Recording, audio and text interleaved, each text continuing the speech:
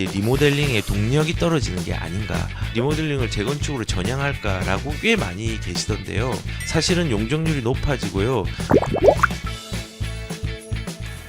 웃는 재건축협 침울한 리모델링이라고 얘기를 하는데, 일단은 윤석열 당선인이 재건축 규제의 완화와 그러면서 이제 리모델링의 동력이 떨어지는 게 아닌가라고 이제 오해를 하거나 힘들어하시는 부분들이 있다고 저는 생각해요.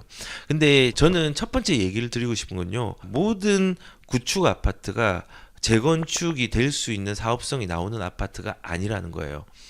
리모델링을 하는 건요, 재건축의 규제 때문에 하는 단지들도 있겠지만요, 재건축으로 사업성이 안 나와서 하는 단지들도 분명히 있어요. 그런데 재건축이 완화되면 용적률이 높아지니까 한다?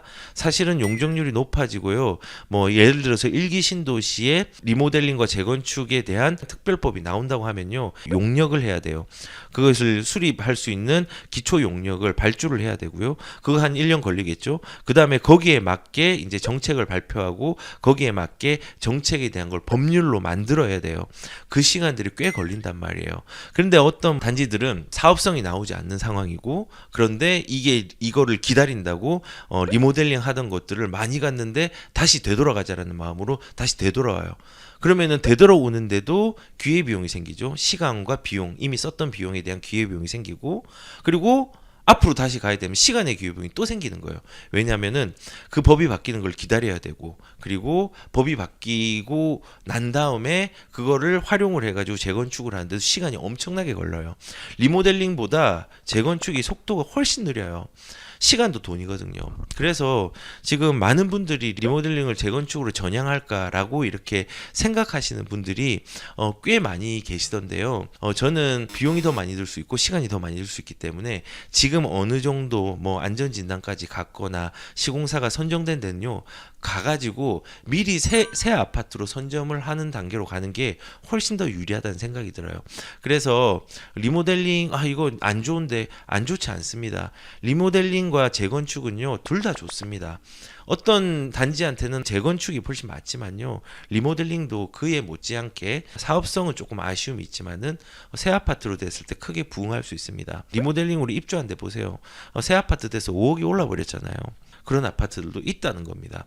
그런데 이제 또 한간에는 이제 이런 부분도 있어요. 이제 리모델링으로 한 게 이제 접근을 하면은, 우리가 일기 신도시 같은 경우 용적률을 지금 많이 올려가지고 재건축을 할 수 있는 방향성을 잡고 있잖아요. 시간은 걸립니다. 그런데 이건 조금 다른 내용이에요. 리모델링이 일기 신도시에서 침울한 이유가 뭐냐? 여기는 일산을 예를 들고 있어요. 일산은 리모델링 사면 때 아닌 역풍을 받고 있다고 하는 거예요. 왜냐면은 지구 단위 계획상의 용적률을 이유로 조합 설립을 거부해서다라는 거예요. 왜 이거를 거부당했냐? 지금 기대감에 부푼 거는 그거죠. 당선인이 재건축 완화, 리모델링 사업 힘을 주려고 하는데 오히려 이 추진에 대한 방향성에 힘을 빼고 있다는 거예요. 왜냐하면 여기 강선 14단지, 두산, 문촌 16단지, 유삼익은 고양시 이제 경기도 시범단지로 선정된 리모델링이고요. 강선 14단지 두산 같은 경우도 이제 시범단지는 아니지만은 둘 다 이제 조합 설립 인가에 대한 신청들을 고양시에 제출을 했어요.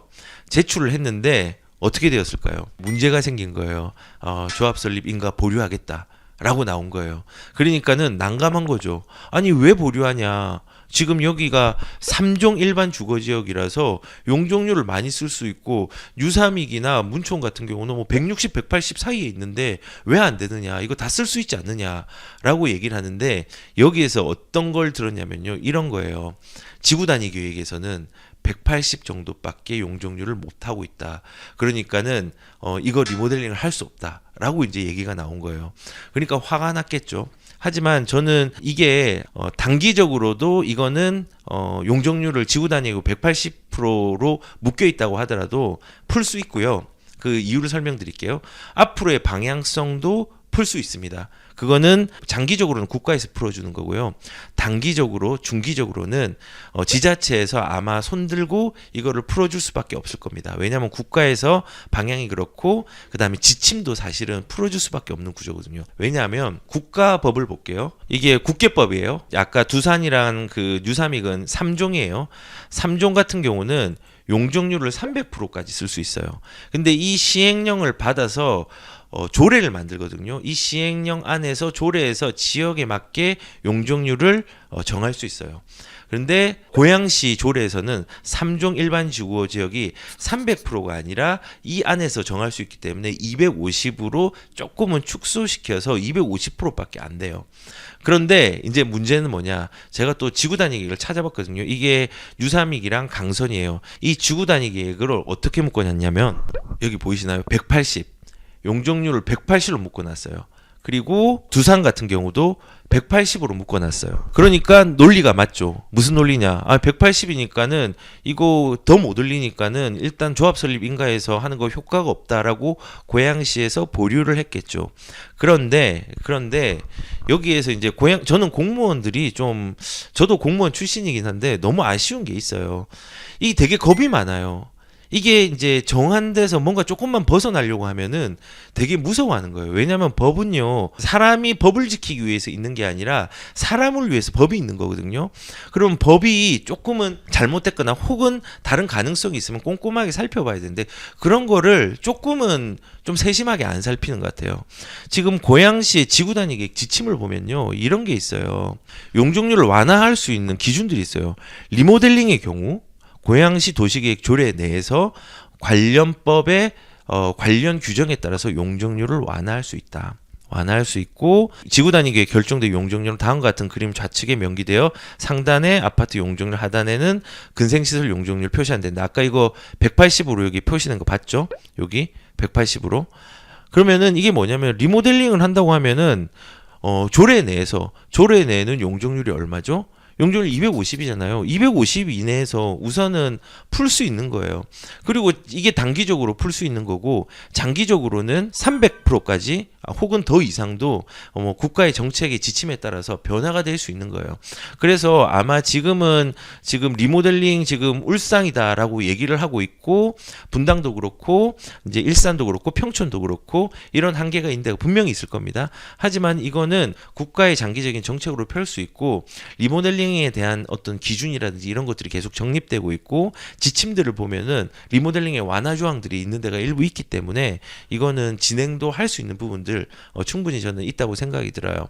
그래서 제가 이제 말씀을 드리고 싶은 거는 너무 우울해하지 마시고 그리고 재건축으로 전향하려고 하는 사람은 시간과 비용을 아끼는 전략으로 해가지고 조합이 설립이 되었다면요 시간을 아껴서 빨리 진행하는 게 훨씬 낫다라는 말씀을 저는 드리고 싶어요. 그럼 좋아요. 이런 리모델링이나 재건축에 대한 부분들의 방향성들이 그래 맞다. 그리고 가치가 있다.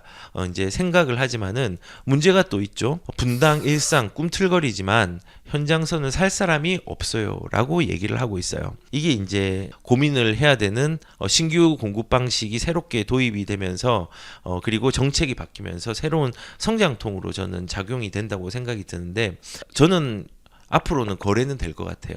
지금 이 심리적인 것 때문에 거래가 안 되고 호가가 올라가고 매수자는 조금 주춤하는 부분들이 저는 지금 시장의 성장통이라고 생각해요. 왜냐하면 너무 많이 바뀌고 있으니까.